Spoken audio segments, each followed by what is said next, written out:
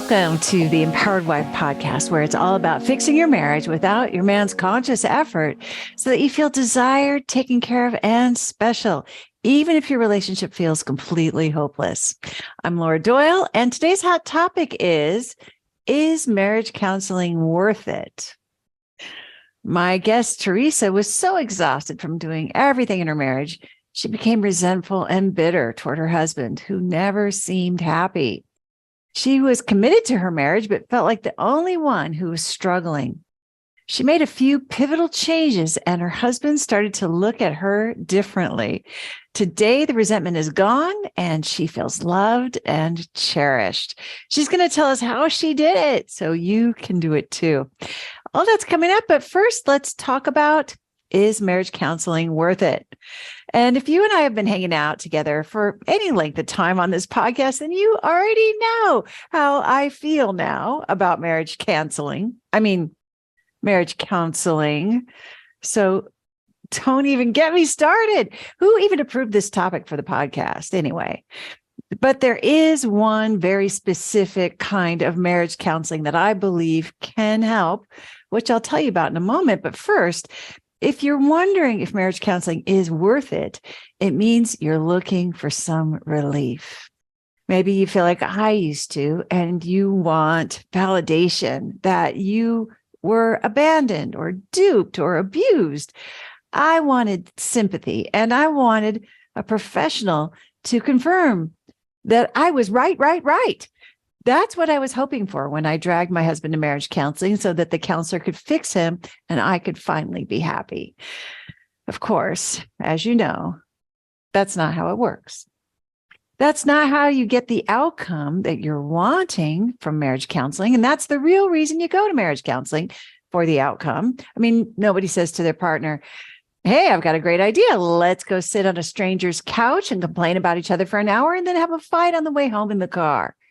That's not anybody's idea of a good time. No, you go to marriage counseling because you hope to get a happy relationship. It's what we all want. Or in my case, you go to have the counselor tell your husband how wrong he is. Okay, so that was not the right attitude for me to have in marriage counseling. I know. I should have been trying to learn how I could be a better partner and communicate better and blah, blah, blah, blah. But since our problems were all his fault and the marriage counselors agreed with me, all I could do was wait for him to finally get it that he was a loser McLoosey pants who needed to straighten up. You might be thinking that this bad attitude I had was the reason I had a bad marriage counseling experience. And you're probably right. I didn't go to take a long, hard look at myself and my flaws. No, I went to blame, to complain, to criticize. But I don't think I'm the only one who approaches marriage counseling this way. I mean, it's like inviting my dad to complain about the government.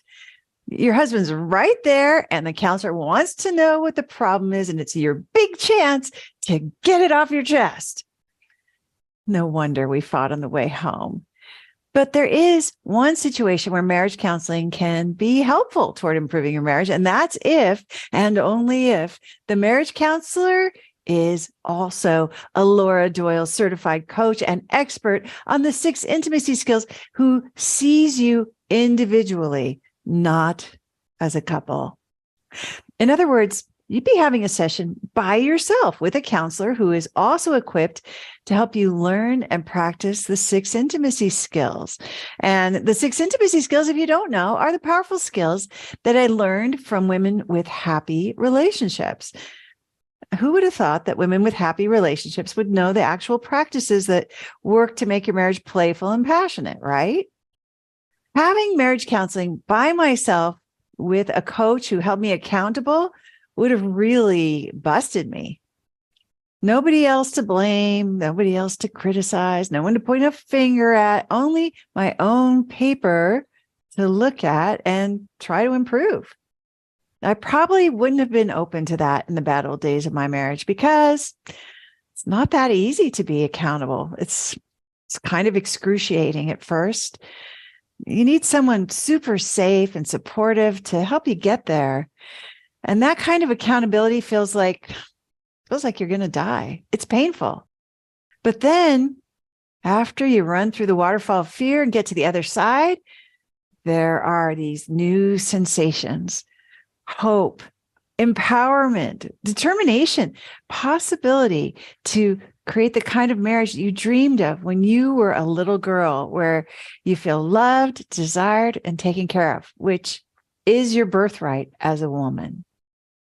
Having a certified coach who's in your corner because she has fixed her own marriage and can empathize with your pain, your struggle, and your heartbreak is what I wish for every woman who wants her marriage to last and thrive. Something big is happening here on the Laura Doyle campus, and you are invited. Hundreds of women have become experts on the 6 intimacy skills and transformed their marriages by becoming certified Laura Doyle relationship coaches who live their purpose, have more intimacy, and earn for their families. In my free masterclass, Purpose, Prosperity, and Intimacy, How to Have All Three and Help Others Do the Same, I share directly from our popular relationship coach training and certification course about the number one most important qualification for becoming a successful relationship coach. I also reveal the indispensable first step to having a passionate, peaceful relationship and how to share it with other women. I explain about why our coaches have an unfair advantage over other relationship coaches and counselors. And I go step by step through our proven coaching curriculum and why it's so effective in saving marriages and empowering coaches. Register today for Purpose, Prosperity, and Intimacy. Have all three and help others do the same at lauradoyle.org/purpose. That's lauradoyle.org/purpose. My guest, Teresa, was so exhausted from doing everything in her marriage. She became resentful and bitter toward her husband, who never seemed happy. She was committed to her marriage, but she felt like the only one who was struggling. Then she made a few pivotal changes, and her husband started to look at her differently. Today, the resentment is gone, and she feels loved and cherished. She's going to tell us how she did it so you can do it too. Teresa, welcome to the Empowered Wife podcast. I'm so happy to have you on here telling your story. Thank you, Laura. I'm so happy to be here, and I just feel honored for this time. Great. Well, tell us what things were like in the bad old days. Yeah,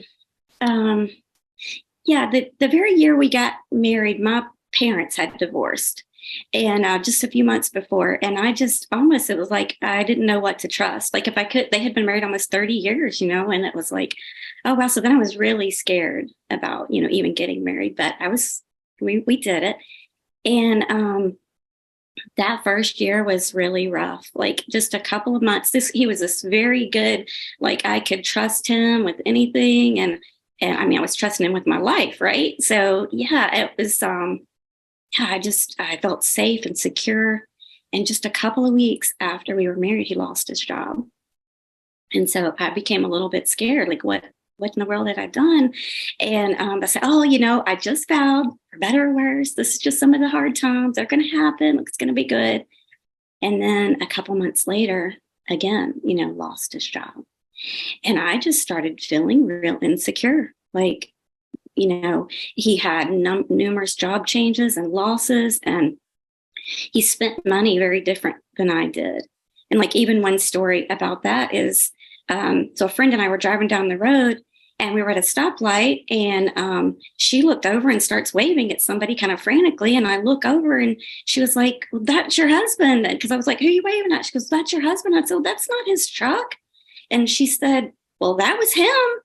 And I said, so then I realized, yes, it was him, but he had gone and bought a new truck. We had never discussed it. It just felt like, I don't know, that everything was just made no sense. Like nothing was making sense of what was happening. You found out about his new truck because you saw him in it. Yeah, like I didn't down the street. Yeah, I didn't even know. Like we just never discussed. Oh, I think it's anyway. So yeah, it was lots of things like that. Like in the first 5 years of marriage, we moved 9 times. Oof. Like, so you talk about like no security. Like, I just felt like there was nothing to count on. Like, it just seemed like he became angry really easily at everything and me and the cursing. I had never heard him utter a cuss word while we were dating. And then the cussing just came, and I was just like, I really made a big mistake. This is not at all, what I had planned or hoped or dreamed. And yeah, I remember like might be on the newspaper and reading the newspaper on his phone or the TV, and I'd want to talk or say something, and he wouldn't look up from that, wouldn't, seem like it didn't pay attention to that. And this is through the years. By the time of 5 years, we had 2 kids. And I can't say that everything was there was ups and downs, but the underlying tone and mood was that of just, I messed up. And so he would make comments about like his buddies bought a new this or that, like a new 4-wheeler or, something. And then the comment would follow of, yeah, they can do that because they don't have a wife and kids. And so then, I felt like I was in the way. It's your fault. He can't. Yeah. So then it's like, if I needed something fixed, a pipe or, something, he can definitely do it. He's definitely great at doing those kind of things. And so he would do it. And then maybe after his second, third trip to get another tool or have to go to the store and get another part, it was slamming and framming and cussing. And then I would feel like I shouldn't have asked for that. Like, I'm too much trouble. I shouldn't have. I just need to learn to do these things myself so that I'm not, causing these problems for his life. So yeah, really felt like, felt very much in the way, and how I tried to compensate for that and get that attention and appreciation that I so needed was to do things like to make sure the house was perfectly kept and that meals were always cooked and they were hot and the kids were taken care of, and that led to one thing, then taking care of all the bills. And then when he started his own business, like I was taking care of that accounting. And then before long, it's still the grumpiness, the anger. And I thought, oh, he just has so much to do. I'll start mowing, and that will give him more time to do the things to spend more time together. And so I started all the mowing and the hedging and all the weed eating and just taking care of the farm animals. And it just seemed like I never could do enough. I never heard the appreciations. It was always like, if I messed up a little bit, there wasn't socks in the drawer, slam the drawer. Where are my socks? Don't I have any clean socks? And it was just, I would just, be like, if you wanted a perfect wife, I'm not going to meet that. And I just felt like that's what I needed to be, was perfect. And I couldn't do it. I'm tired just hearing about, oh gosh, by the time you're feeding the farm animals, after you hedged and mowed and did all that laundry and cooked for everybody and took care of the kids. And I was homeschooling the kids. So, and I loved that. That was, and that's, that's what I threw myself into really too, was the kids. Like that became my world. That became my life between the kids and church. Like I was really involved in church. So that was where I found my value was, that's where I felt appreciated and I felt needed. And, and so that's what I did. But yeah, it was, I just remember like my opinions and ideas didn't matter, even if they were asked for, like, what do you think about this? Whatever I came back with was just, like, why do you think that? Or, just always questioned. And so, and I felt like they're responsible though. Like I remember he would take trips, like the hunting trips or whatever. And people would say, well, you're not going. And I'd be like, no, somebody's got to stay back and be responsible. Like that's really how I answered it. Like somebody's got to take care of everything, It sounds so lonely though, right? And, and no fun too. I don't hear any fun in this. No, not. And we took trips but a lot of times we left the house in some sort of anger, rage, or frustration, even trying to get away, to take the kids somewhere fun. It was a lot to overcome to get there. It seemed like it was always that underlying was there, even though we tried to look normal, I'll say, look like the family that had it all together, that, there was this this underneath. And I guess I just kind of got to a place where, oh, this is just the way life is. This is my cross to bear kind of thing. And, I wasn't going anywhere. Marriage to me was very important to me. It was just a sacred covenant with God, and I wasn't going to break it. Like, I didn't know what it was like. I knew what it was taking. It was taking everything out of me, but I was not willing to break it. But that's where it left me stuck. Like, I wanted this. I had this that I always dreamed of, but yeah, it wasn't here, and I wasn't going anywhere. So what was I going to do? I just felt really, really stuck. This suffer forever pretty much was, and even that, just that concept is so draining because there's no hope in that, right? It was just going to always be you bearing that cross, it sounds like. And how would you describe the atmosphere between you and your husband as far as, was there a lot of bickering, or was it just kind of tense or distant? I think I would say, like, we didn't like yell at each other or anything like that. Like, sometimes he would escalate, and then I would try to, tell him not to talk to me that way, and to just be calm or whatever. And then, of course, the silent treatment a lot of times would follow, or sometimes I just didn't even know why that was happening. But no, I weren't really.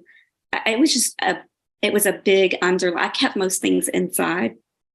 And so it seemed like, though, on the rare occasion that I just couldn't take anymore, and I might blurt out something. It was a few times. I'm not going to say I was, this perfect quiet wife, but, it just come out, just say, was saying, it almost seemed like things improved. Like, it was, and now I understand why. Like, I think, I had limits and lines. And I also think, it had a lot to do with our upbringing, but, it was just a lot of tension, anxiousness. I didn't feel like I could really talk about anything, or, financial things especially was just a big point of contention of, like, I just couldn't figure out how to approach it. I was responsible for making all the ends meet, although I wasn't the main breadwinner.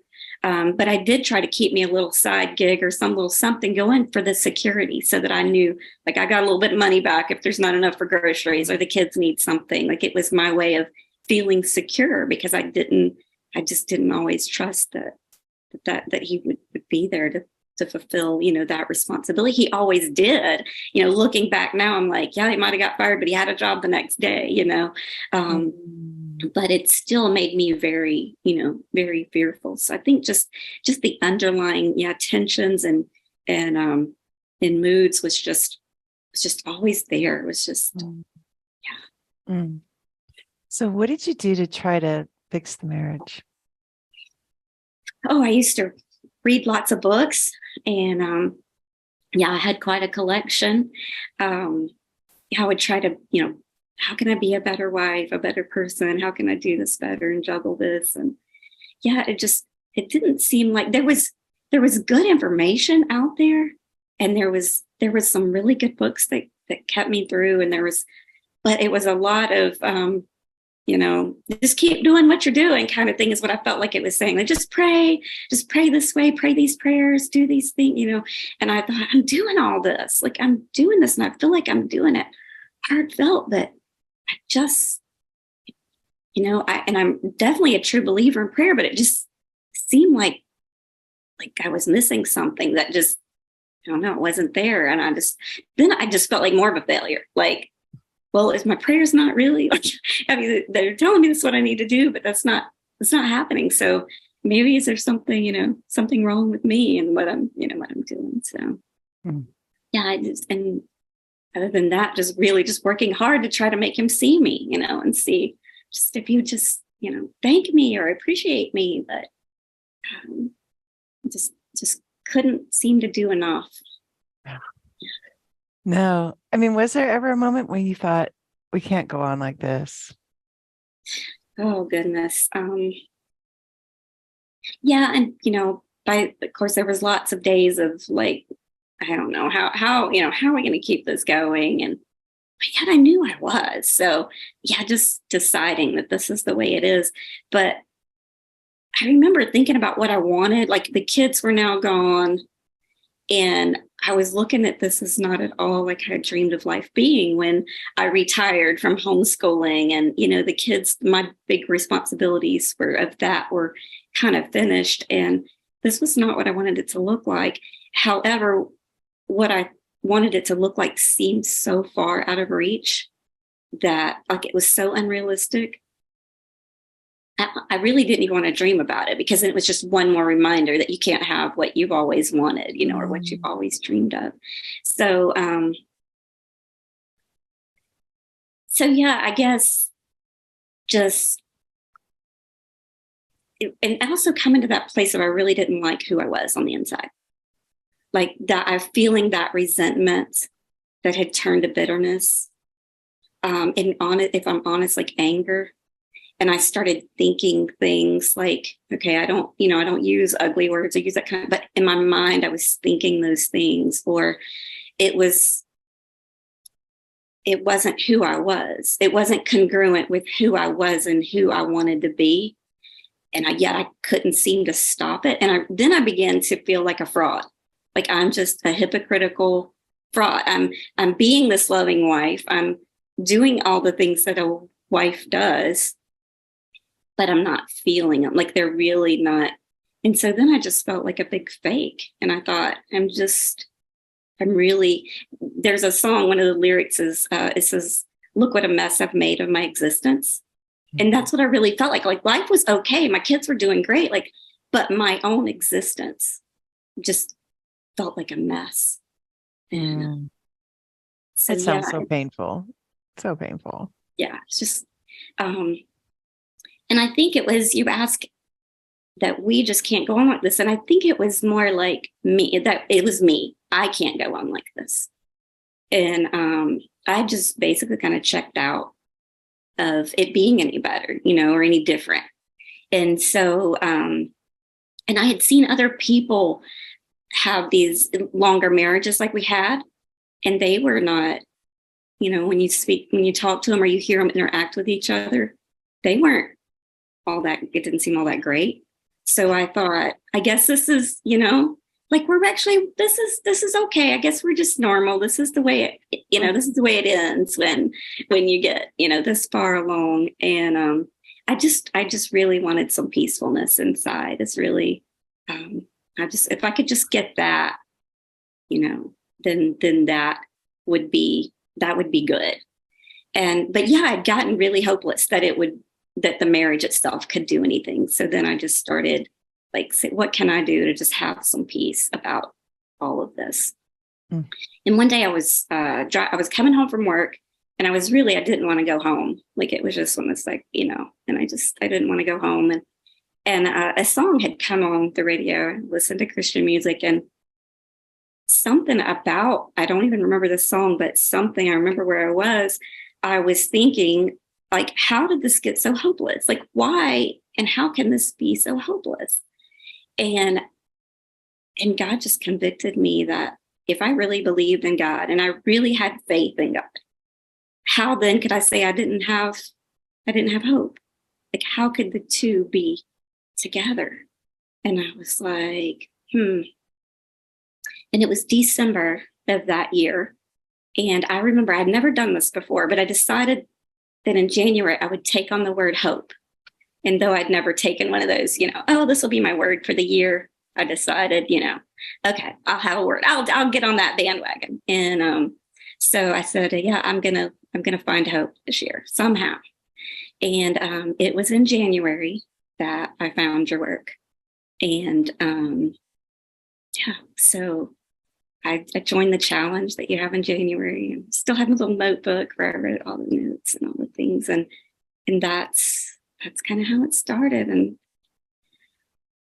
yeah, that's where I got my hope back.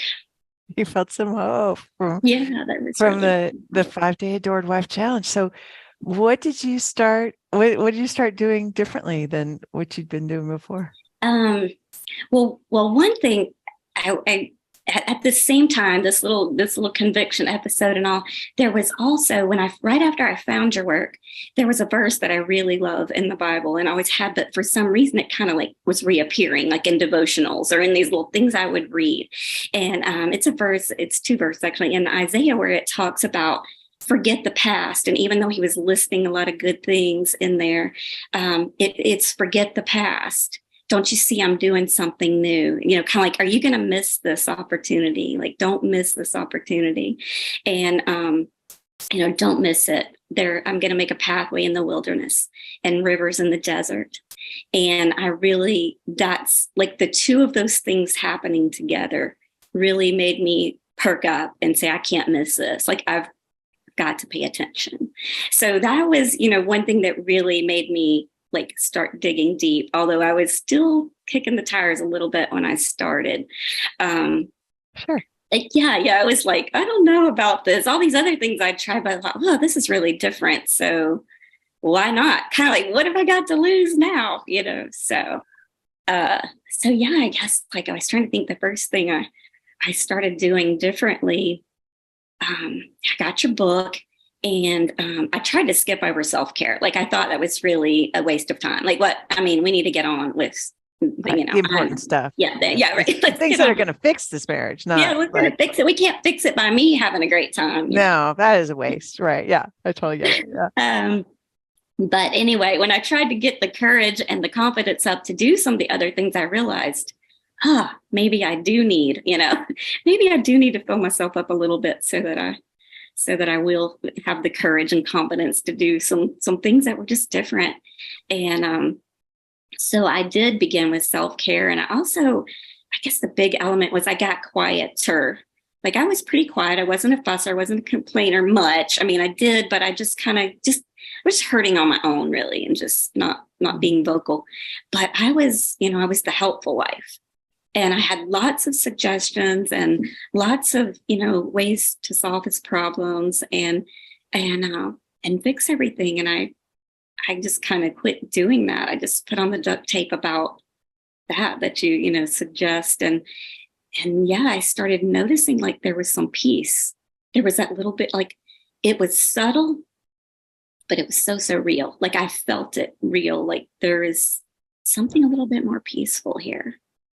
And so I said, well, this is what I've been looking for, is that peace within. And I think we're headed somewhere.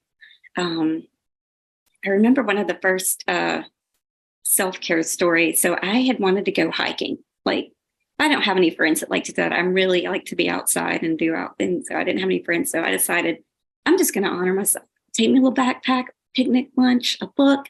I'm going hiking to a local park here. And so I told him I was going, and I thought I might, hear something like, you don't need to be doing that. You don't need to go on your own by yourself. But no, it's fine. So I went, but around the house before I was leaving, I had this time I wanted to leave, and I was doing all these things. Oh, I got to make the tea. Oh, I got to, and finally I said, stop it. Just stop everything and go. Just quit. This is your problem, So I left about an hour late, but went on, And so I'd been gone about an hour, and he called, and I can't even get away. So he calls, but he's like, what you doing? Like, excited. And I said, I just stopped for lunch. I'm fixing to go hike to the waterfalls after this. And, well, good. Well, what time will you be home? Like, this up voice. And so I told him, I said, I plan to leave about 3. I think, okay, great. And so I thought, wow, that was a different conversation than I had felt before, but all right. So I went to the waterfall, just did my thing. And I left. I got home a little bit after 3, and he had hung a brand new screen door. And I had been wanting a screen door for like, I would say, at least 2 years. And so I realized, he was curious about the time I wanted to get home. He wanted to have time to hang that door.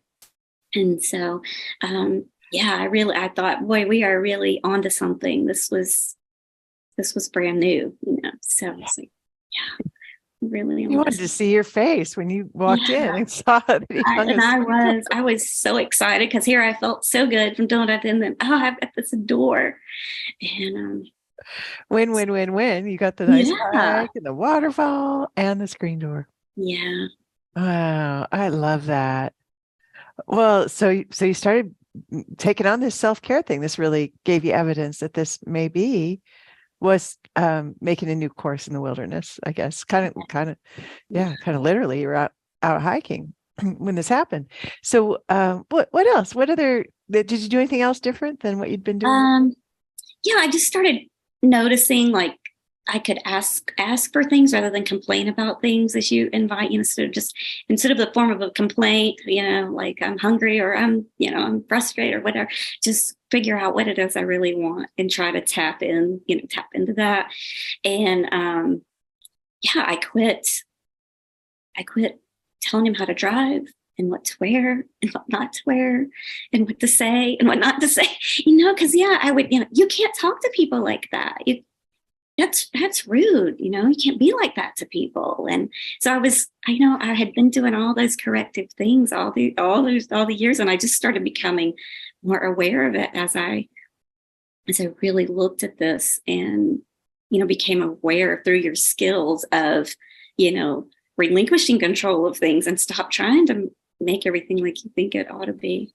So yeah, I stopped a lot of that. And I remember a couple of times, I think I caught him kind of like looking over his eyebrows, like what's happening? Like, what she didn't say or respond like I thought she, would, like just kind of curious, but he never said anything. But I think I caught him a couple of times doing that. Like, oh, what's this about? What's happened to my wife? Yeah. But that's kind of fun, right? Because in a way, you knew what was going on, but it sounds like he didn't know what you were doing differently. Yeah, this was definitely new for him too. So we were both trying to, adjust work this new way out. Yeah. And I love the part where you're thinking, like, I don't want to be telling him what to do. That's rude. But before, that was just the way it was. That didn't seem rude necessarily, just seemed like how it is. It sounds like. Yeah, and some of it was, oh yeah, and some of it was even, I would tell him that he was rude. I would be like, that's rude. You don't need to talk to people that way. Yeah, like criticizing him for criticizing people or blaming him for blaming people or Right. Yeah. And doing the very same thing. Yeah. Well, yeah. You're like, there's gotta be a better way here. Yeah. Judging him for judging people. Yeah. Yeah. What in the world about that? Yeah. I love it. Yeah. Well, so what's your marriage like now? Oh goodness, Laura, it's so nice. It's peaceful. So yeah, there's that big word, and it's safe. I think the word comes to mind, like it's just, and I feel like we still have more to open in that area, but just feeling so safe to talk about whatever. Now if he talks, and not too long ago he called me and, what are you doing? I told him, and he just starts going off about a supplier and how frustrated and that. And in the past I would be like, well, you don't need to get so upset about that. I mean, they didn't know, or try to defend everybody and everything, and then then just and be frustrated at him, like, why can't you be patient with people, or But now it's like he's frustrated, and now instead it's like, oh, I really see you. I can really see the validity in you being frustrated. That would be frustrating. Like just, and so now it's just safe. And he spouted all that off, and I didn't have any words of fixing anything or anything. And he goes, okay, I'm done now. I'll let you get back to what you were doing. It's just like, it's like he just needed that safe place to bring something to just be frustrated. And he felt better. And then it didn't mean anything about him. And it didn't mean anything about me. And that was so much of the story before was, it meant that, he was critical, he was this, he was that. And then that also meant that I had made a poor choice, like, because I had this character, that I made a poor choice. So things that we just talk about doesn't mean anything. It's just words, and it's just thoughts. And so it's just really, really safe. And yeah, I guess I want to add, right here is where during this work and this time and working with a coach, and it was really just, that was huge. But but it put me to start asking myself some own hard questions and getting curious about my own things.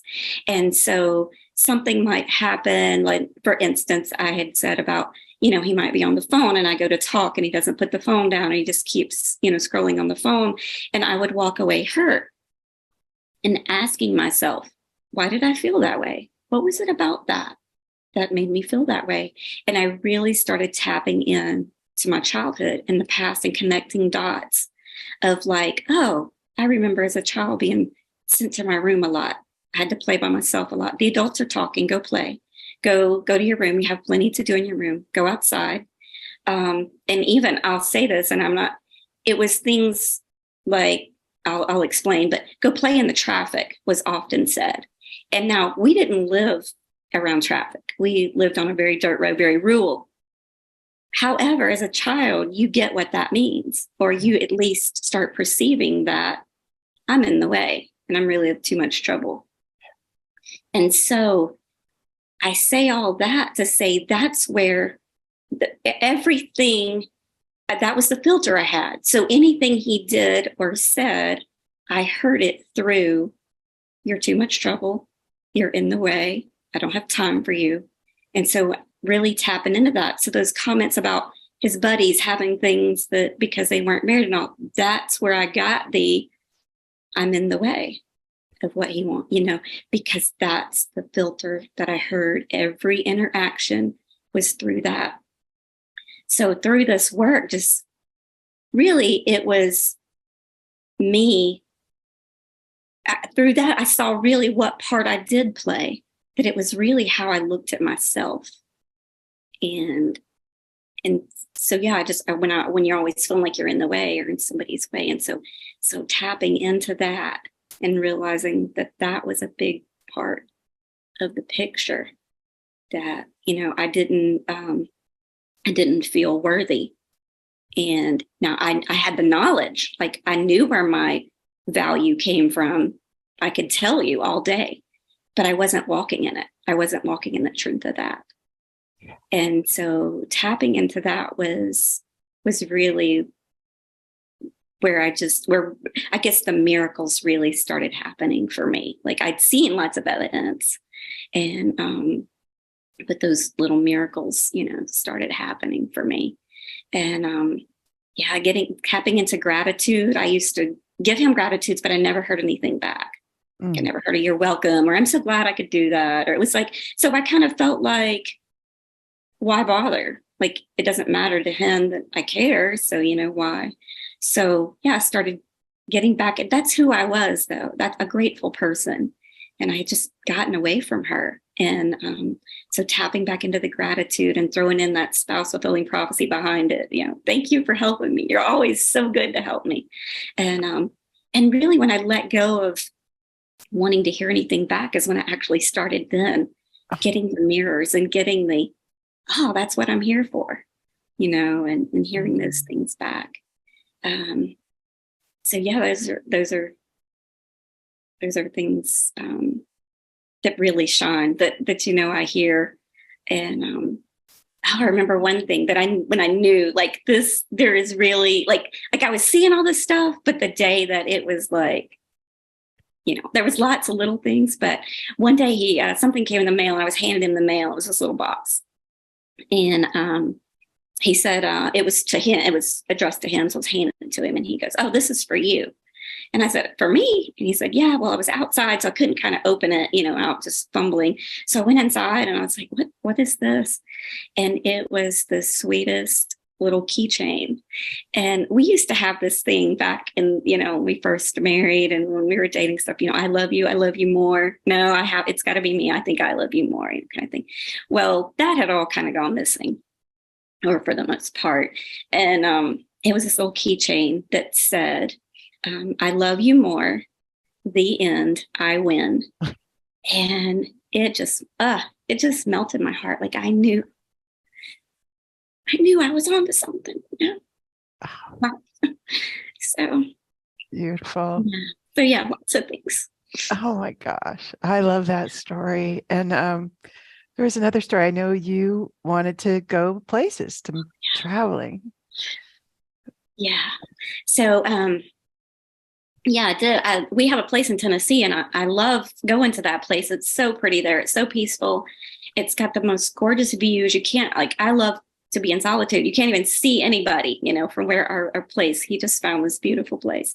And we go there a lot, but I like to see other places, and go other places. And I've kind of expressed every now and then, oh, I'd love to go here or there. But, you know, anyway, just felt like he seems very happy to be and go to Tennessee. And so that's fine.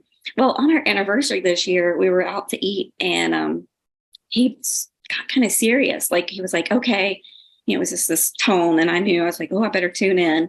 And he said, I was looking for something online, and I found this place in Utah I want to go to. You want to go to Utah? And I said, go to Utah. Like, I would love to go to Utah. And I was just ecstatic. And he's like, well, plan it. Just plan it. And I'm working on plans of going to Utah. I've never been out west at all. The furthest I think I've been is Arkansas or something. So I'm so excited. And at the same time, it's like the later it hit me, like, if I never make it to Utah, if I never make it for whatever reason, it's just knowing that he wants to take me. Like, he wants to do things that I would love to do. And that, that means so much. Yeah. And it's so much healing for that little girl that was feeling in the way and was told, go play in traffic, even though there wasn't traffic. But Yeah. this is the opposite of that. This is him wanting to go a long, long way out of his way just to delight you. Yeah, most definitely. And then, there's another story that happened around the holidays. I had to be away from home because our daughter's been in an accident. And so I was worried about my plants. And so I had made a comment. I was like, yeah, I got them in. And I said, but I'm just so worried. I don't know if they need to be covered. And the family was around. And I said, yeah, sometimes I just wish I had a greenhouse. And I really wasn't even talking to, like, he was just in the peripheral of the conversation. And he pipes up and he's like, look, if you want a greenhouse, all you have to say is, I want a greenhouse. And it's like, oh, my heart just melted. I was just like, he just wants to make me happy. He wants me to have whatever it is I need or want. It was just, so that's another picture of just how things are. Oh, yeah. So beautiful. And I give you all the credit for this complete transformation, right? From feeling like this is your cross to bear. This is just how marriage is. I'm just going to have to suck it up and suffer. I'm committed. I'm never leaving, but now I really hear you feeling cherished. Definitely. Yeah. And you did that, right? From that day in the car when you felt that conviction about how can you have faith in God but not have hope for your marriage, to today. Did you ever dream like, I guess if you go back and talk to Teresa from from where you were that day when that song came on and you felt that conviction, you'd have quite a story to share with her. Yeah. I never thought, I never thought. And honestly, we call it, we say we're working on this, but I never thought it would be so easy. Like, it was maybe, or so simple. Like, there was some work involved, and there's some digging deep and finding things and being accountable and making apologies. But yet it was really simple things that make such sense. Yes. You were already doing a lot of work. You were feeding the barnyard animals and doing the hedges and the mowing, and there wasn't much room for you to do more work. And I think what I hear you saying is it didn't really appear as hard work to do these simple things that you changed. Yeah. And just, having the guide to how to do it, and actually having the phrases to say and the things to implement. It was just, I never would have dreamed. Yeah. And what do you think is your best tip for somebody who is where you were and feeling so hopeless and just kind of overwhelmed? She has to do everything. She's the responsible one, the adult, and she maybe made a bad choice, but she's committed. And now she wants him to excitedly hand her a package that is a keychain that says, "I love you more. I win." The end. Yeah. What should she do? Oh, wow. I guess I would just invite her to get the book first of all, and to trust herself that she can do it. I would even say a coach is invaluable, because at least for me it was because I had just walked that way so long. I needed somebody to help me apply it to my particular situation. And I think another thing is I kind of think of the story about Cinderella and being overworked and in the dungeon, kind of in the cellar, and the victim to. And that's the way I lived. I lived a victim, but then I was also a prisoner. I was also the prisoner. I made myself the prisoner of my own doings. And there really is a ticket to the ball. Like, there really is. And it's these skills, like you can do it. And that there really is pathways in the wilderness and rivers in the desert, and you really can get all things new. Like, it really can. Wow, so moving, Teresa. Yeah, I love that. And there's a ticket to the ball, and your coach was your fairy godmother, it sounds like, to get you out of that dungeon, that victim, that prison, that self-inflicted prison that you were in. Yeah. That it gives me goosebumps. That's really good. And what do you think you would say to yourself if you could go back in time and tell yourself what you know now? I think the day that one day I was real frustrated. I went to the store to get a particular book, and there was another book sitting beside it, but I was a little repulsed by the title. So even though I read it and I read the back, I said, no, I think I'm just going to get the one I came for. I think I would tell myself, no, get both books. You're going to need them both.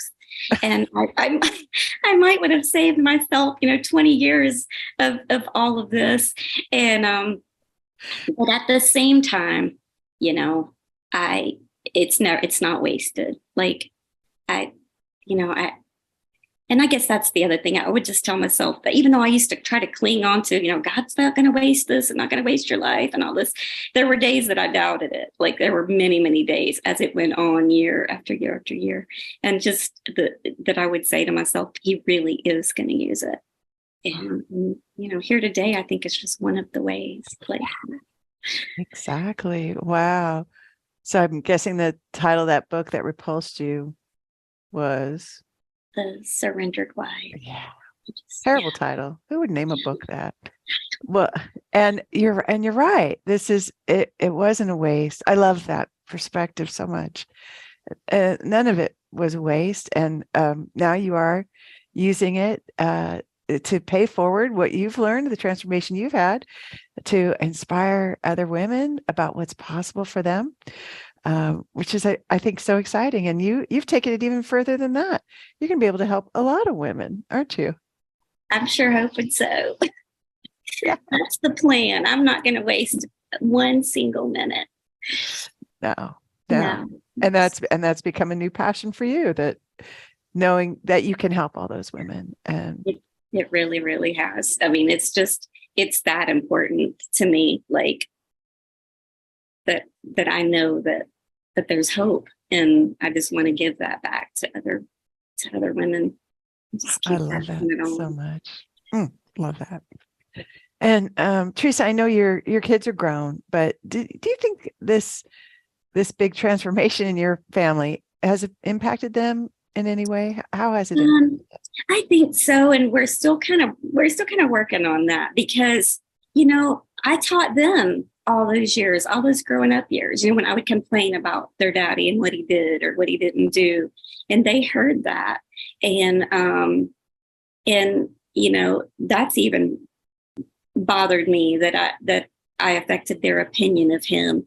And so now having to go back and try to retract that or try to fix that. And at the same time, I know I can't fix it all by my words, but by my actions. And so I really do, like, if they go to complain, like, they will fall in that rut sometime of complaining about something their dad did or said or whatever. I don't fall in or add to that, or I give them another perspective. And they've got a really great dad, and he's always been there for them and just gone over and beyond for them. And so it's a work in progress. But in our conversations, especially with my girls, I'm able to speak about what I did wrong and be open to them about that. So I hope I can help them if they decide to be wives. I hope that I can guide them to be a more respectful wife than they had an example of, and that's what's so great about this, is it's paying it forward generations, and it's leaving a legacy. And that's what's so beautiful too. And I didn't have that. I didn't have good examples from my mother or my grandmothers. And so I was just doing all I knew to do. And now I know better, and I want to teach better. I love that. Teresa is super inspiring, super exciting. You're changing the cycle, right? There's a break in the chain now from what the role models that your grandmother and your mother were able to give you. You've gone out and found a new way that you're going to pass on to your daughters, which, I just think is, I can't think of anything better to be able to hand down to your daughters than the keys to having a marriage where they feel desired and cherished and taken care of and special, like you do now. So congratulations on this incredible accomplishment of changing your family and changing the legacy of your family for generations to come. Mm-hmm. Well, thank you, Laura, for all you did to make this possible. Because I think about that. Think about the courage it must have taken you to step forward and bring this out into the world when, probably, there's plenty of people that diss it, but you still keep on, and it still keeps growing and getting bigger. And I just congratulate you too, though, in your efforts and what you keep doing to keep this going, because that could not have been easy. Thank you so much, Teresa. Thank you. Because, I think about, and I've said this before about what I hope to do for other women is I want them to know that they're worthy and that they're worth it, because somebody out there, you and all the coaches there, thought I was worthy enough to speak up and tell their stories of how they changed theirs. And that's big. Yeah.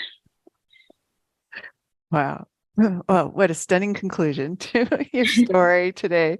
Thank you so much, Teresa. It's been a joy to get to hear your story. You're welcome, and thank you. If you'd like to be my guest on the Empowered Wife podcast and share about how you fixed a struggling relationship using the 6 intimacy skills, I would love to interview you. Just go to lauradoyle.org/podcast-guest to let me know that you are willing to make a big contribution to ending world divorce by telling your relationship story. I look forward to meeting you. That's lauradoyle.org/podcast-guest.